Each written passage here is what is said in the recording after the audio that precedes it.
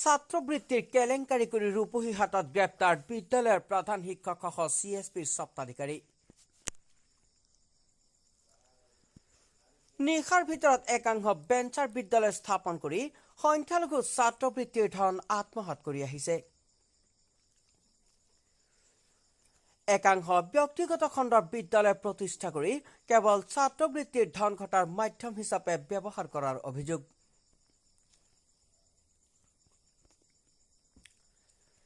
ৰূপহীঘাটৰ RMB academy নামৰ ব্যক্তিগত খণ্ডৰ বিদ্যালয়ৰ প্ৰধান শিক্ষক মুকছিদুল মুমিন আৰু CSPৰ স্বত্বাধিকাৰী সাদ্দাম হুছেইনে মিলি ৰূপহীঘাটত চলাই আহিছিল ছাত্ৰবৃত্তিৰ বৃহৎ কেলেংকাৰী।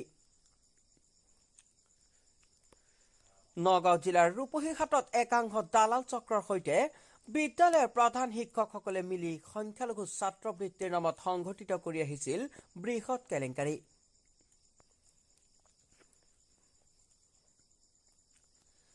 ইতিমধ্যে 187/2022 নম্বৰত এক গোচৰৰ ভিত্তিত গ্ৰেপ্তাৰ কৰে CSPৰ স্বত্বাধিকাৰী সাদ্দাম হুছেইনক আৰু শিক্ষক মুকছিদুল মুমিনক।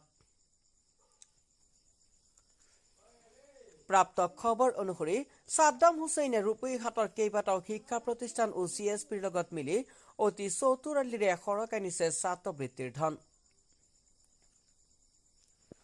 একাংশ বিদ্যালয়ৰ প্ৰধান শিক্ষক নগাঁও জিলাৰ বিভিন্ন বেংকৰ CSPৰ সৈতে শিক্ষা বিষয়াসকলে মিলি এই দুৰ্নীতি সংঘটিত কৰি অহাৰ অভিযোগ।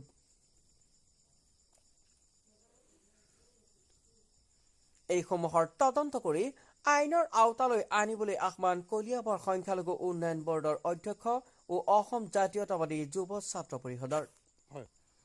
বিগত বৰ্ষত শিক্ষাবৰ্ষত এই যে সংখ্যালঘু ছাত্ৰবৃত্তি এই শিতানটোত যিখিনি ধন আত্মসাৎ কৰিছে কিছুমান বিদ্যালয় কৰ্তৃপক্ষ আৰু CSP কৰ্তৃপক্ষই, তাত আমি অসম জাতীয়তাবাদী যুৱ ছাত্ৰ পৰিষদে তীব্ৰ গৰিহণা দিছোঁ। আজি যিখিনি ধন আত্মসাৎ কৰিছে সেই ধনখিনি আচলতে চৰকাৰে এই যে খাটি খোৱা যিখিনি অতি দৰিদ্ৰ মানুহ, সেই অতি দৰিদ্ৰ মানুহবিলাকৰ সন্তানবিলাকেহে পাইছিল, কিন্তু কি কৰিছে সেইবিলাক আত্মসাৎ কৰিছে। আমি প্ৰশাসন কৰ্তৃপক্ষক আমি দাবী জনাইছোঁ যে অতি শীঘ্ৰে ৰূপহীত ইতিমধ্যে যিকেইজন কৰায়ত্ব কৰা হৈছে সেইকেইজনক যদি ভালদৰে তদন্ত কৰে, ভালদৰে যদি সোধপোছ কৰে, তেন্তে এই বৃহৎ যিটো কেলেংকাৰী চক্ৰ আছে এইটো নিশ্চয় ধৰা পৰিব। আৰু আমি অসম জাতীয়তাবাদী যুৱ ছাত্ৰ পৰিষদে সেইটো বিচাৰিছোঁ যে আমাৰ ৰূপহীহেন ঠাইত এনেকুৱা চক্ৰ যাতে আৰু দ্বিতীয়বাৰ ওলাবলৈ সাহস নকৰে। এইটো এটা উদাহৰণ এতিয়াই যিকেইজন কৰায়ত্ব কৰা হৈছে তেওঁলোকৰ জৰিয়তে দেখুৱাই দিব লাগে।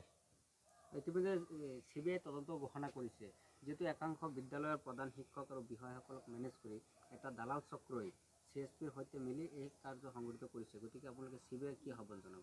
আমি CBIক আহ্বান জনাইছোঁ যাতে এই যে দালাল চক্ৰ যিবিলাকে অকল এইবিলাক কৰিবলৈকে প্ৰাইভেট স্কুলসমূহ খুলি লৈছে, যিটো সঁচা কথা। আজি প্ৰাইভেট স্কুল খুলিব পৰা এটা মানে যিটো গুণ থাকিব লাগিব মানুহৰ গাত, সেই গুণবিলাক আমি সেই মানুহখিনিৰ গাত নেদেখোৱেই। কিছুমান এনেকুৱা মানুহ আছে, কিছুমান এনেকুৱা স্কুলো আছে, সেই স্কুলবিলাকৰ কৰ্তৃপক্ষৰ গাত আমি তেনেকুৱা গুণ নেদেখোৱেই, কিন্তু তেওঁলোকে এখন বিদ্যালয় খুলিছে। বিদ্যালয় খোলাৰ ভিতৰত যিটো অন্তৰ্নিহিত হৈ আছে যিটো স্বাৰ্থ, সেইটোৱে হ'ল সিহঁতৰ এই যে বৃত্তি অহা ছাত্ৰ ছাত্ৰীৰ নামত যিটো বৃত্তি আহে এইবিলাক মাৰি খোৱাৰ যিটো সিহঁতৰ মানে লোভ, সেই লোভটো সামৰিব নোৱাৰিয়ে বিদ্যালয় খুলিছে। বিদ্যালয় খুলি এনেকুৱা এটা চক্ৰৰ লগত জড়িত হৈ একাংশই এনেকুৱা কৰিছে। সমূহ বিদ্যালয়ৰ কৰ্তৃপক্ষ যে তেনেকুৱা মই সেইটো ক'বলৈ যোৱা নাই, একাংশ বিদ্যালয়ৰ কৰ্তৃপক্ষ তেনেকুৱা আছে। ৰূপহীত সেইটো ক'বলৈ নাযাওঁ, সেইটো প্ৰশাসন বিভাগে বা আপোনালোক